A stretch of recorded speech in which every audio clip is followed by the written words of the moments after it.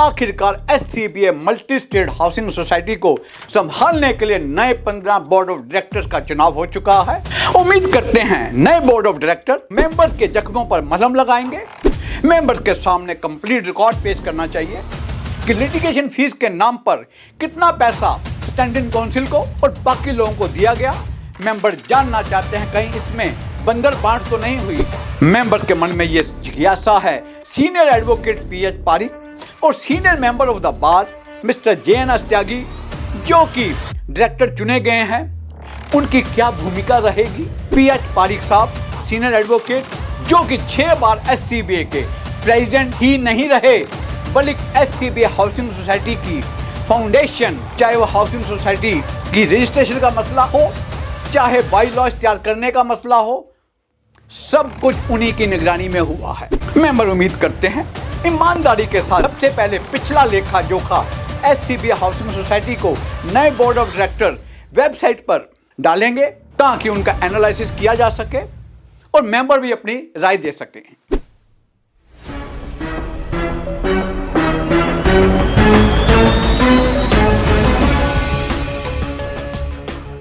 नमस्कार दोस्तों, वकील साहब इंडिया में आपका स्वागत है। आज फिर एक उम्मीद की नई किरण के साथ बहारो फूल बरसाओ।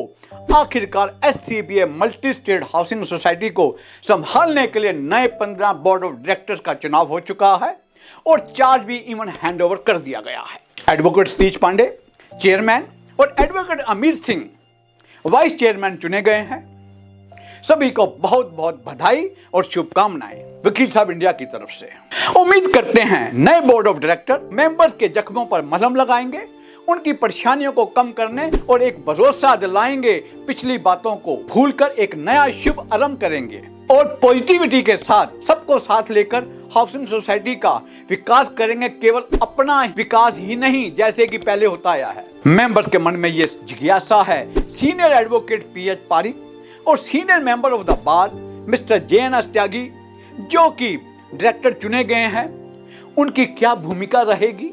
उम्मीद करते हैं नए board of director PH Parikh साहब सीनियर एडवोकेट जो कि 6 बार एससीबीए के प्रेसिडेंट ही नहीं रहे बल्कि एससीबीए हाउसिंग सोसाइटी की फाउंडेशन, चाहे वो हाउसिंग सोसाइटी की रजिस्ट्रेशन का मसला हो, चाहे बाई लॉज तैयार करने का मसला हो, सब कुछ उन्हीं की निगरानी में हुआ है। इससे इनकार नहीं किया जा सकता और नजरअंदाज भी नहीं किया जाना चाहिए। वे अनुभवी हैं, उम्र दराज हैं, उनके तजर्बों से लाभ उठाने की जरूरत है। ऐसे ही जेएन अस्त्यागी भी उम्र दराज हैं, अनुभवी हैं। उन्हीं के कार्यकाल में करीबन 50% कंस्ट्रक्शन हुई। चाहे सब स्टैंडर्ड कंस्ट्रक्शन के मामले में सवालिया निशान खड़े हुए हैं, इल्जाम लगे हों, लेकिन फिर भी उनके तजर्बे से एससीबीए हाउसिंग सोसाइटी को फायदा हो सकता है। मेंबर उम्मीद करते हैं ईमानदारी के साथ सबसे पहले पिछला लेखा जोखा एससीबीए हाउसिंग सोसाइटी को नए बोर्ड ऑफ डायरेक्टर वेबसाइट पर डालेंगे ताकि उनका एनालिसिस किया जा सके और मेंबर भी अपनी राय दे सके और सुझाव दे सके। एक बात और, सतीश पांडे जी जो कि चेयरमैन चुने गए हैं और मुझे बताया गया है एससीबी ग्रुप हाउसिंग सोसाइटी के लिटिगेशन में बतौर काउंसिल इन्वॉल्व रहे हैं। सब्सटेंशियल पेमेंट भी मिली है। वैसे प्रॉपर्टी तो यही डिमांड करती है तो उन्हें नॉमिनेशन फॉर्म भरने से पहले इस्तीफा दे देना चाहिए था, अपना वकालतनामा विड्रॉ कर लेना चाहिए था।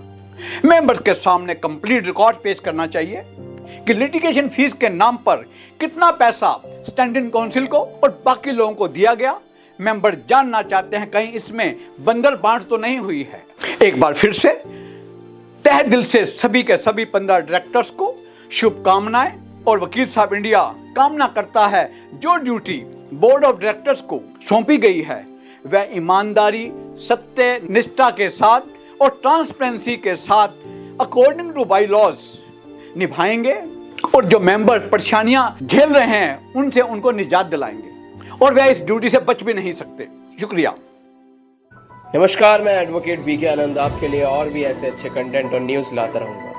हमसे बने रहने के लिए लाइक करें, शेयर करें, सब्सक्राइब करें और हाँ, फॉलो करना ना भूलें।